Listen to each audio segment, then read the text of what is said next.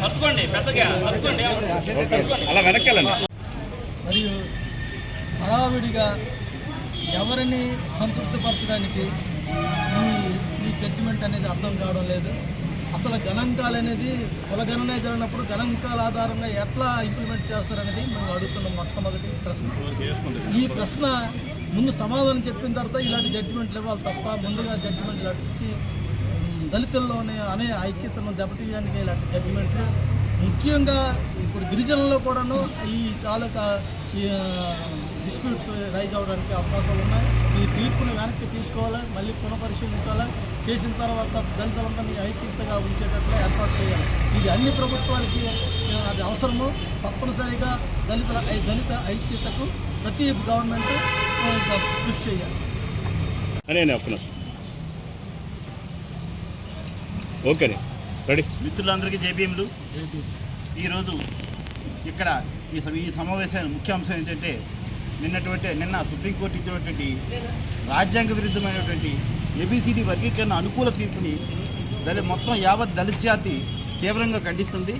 అందులో article 14, 341 article 341 విరుద్ధంగా దాన్ని అసలు టచ్ చేయకుండా ఏకపక్షంగా గతంలో 2004లో ఇచ్చినటువంటి 5 ధర్మాసనం ఏవైతే అంశాలను ఉటంకించిందో ఆ అంశాన్ని వీరు తిరిగి ఉటంకించకుండా వాటిని టచ్ చేయకుండా విస్తృత స్థాయి ప్రయోజనాలు అంటూ కొత్త పదాలు ఆ జడ్జిమెంట్లో చేర్చి మరి దారుణంగా ఒక కాకి లెక్కల ద్వారా మీరు ఏ రాష్ట్రానికి ఆ రాష్ట్రం మీరు వర్గీకరణ చేసుకోండి అంటూ ఎస్టీలు గొంతుకోయడానికి కూడా ఈ సుప్రీంకోర్టు తీర్పు దానికి దోహదపడింది.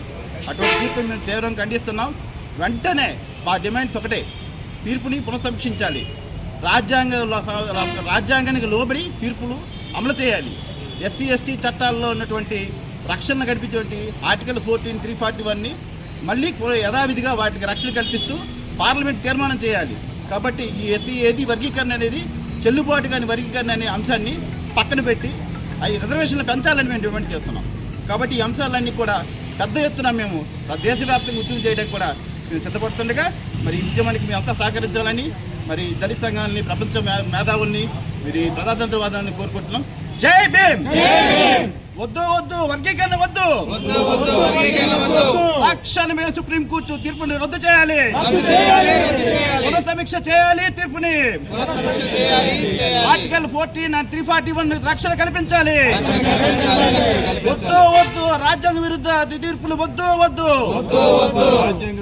ఏబిసిడి వర్గీకరణ రద్దు చేయాలి. రాష్ట్రానికి అధికారం లేదని మేము కరాఖండిగా చెప్తున్నాం. దేశవ్యాప్తంగా ఒకటే చట్టం, ఒకటే రూలు. వర్గీకరణ వద్దు వద్దు. దళితుల ఐక్యత ముద్దు.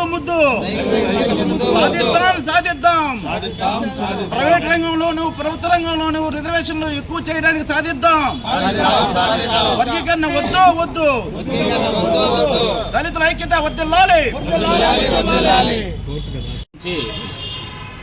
మరి ఇది మాలల తరపు నుంచి, దళితుల తరపు నుంచి, ఉపకులాల నుంచి మేము ఈ వర్గీకరణని వ్యతిరేకిస్తున్నాం.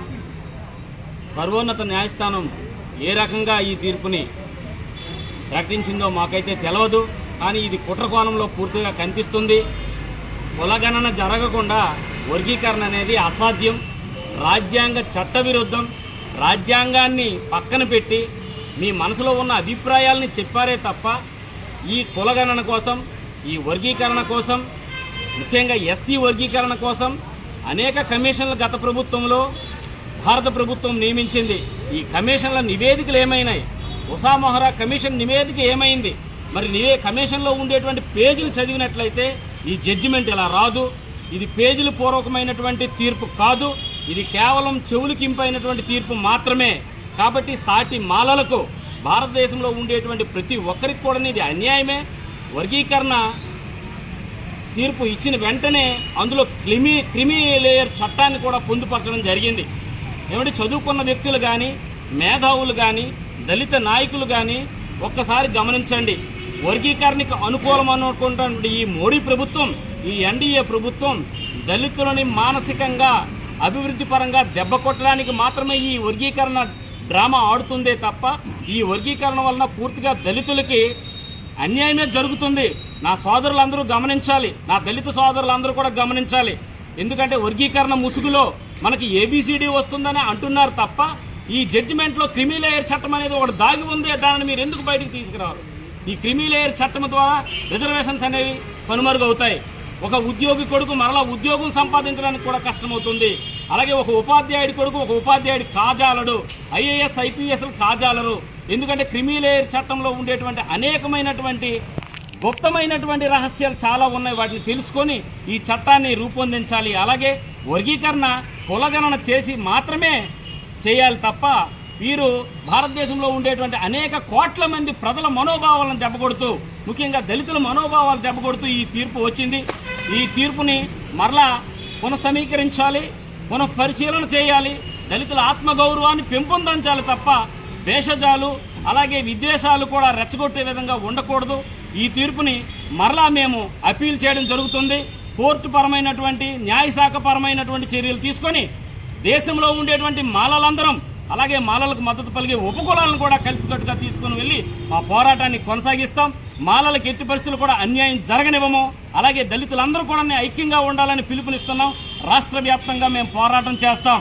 అలాగే ఆ రోజు రాజధాని రైతులు ఎలాగైతే కొన్ని వందల రోజులు నిరాహార దీక్ష చేశారో, రిలే నిరాహార దీక్షలు చేశారో, ఈరోజు దళితులు కూడా అదే రిలే నిరాహార దీక్షలు మేము పిలుపునిస్తాం.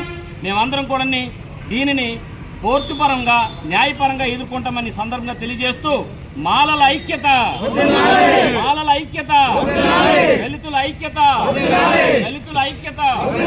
జై భీమ్, జై భీమ్. ఒక్క నిమిషం మౌనం సార్ కొంచెం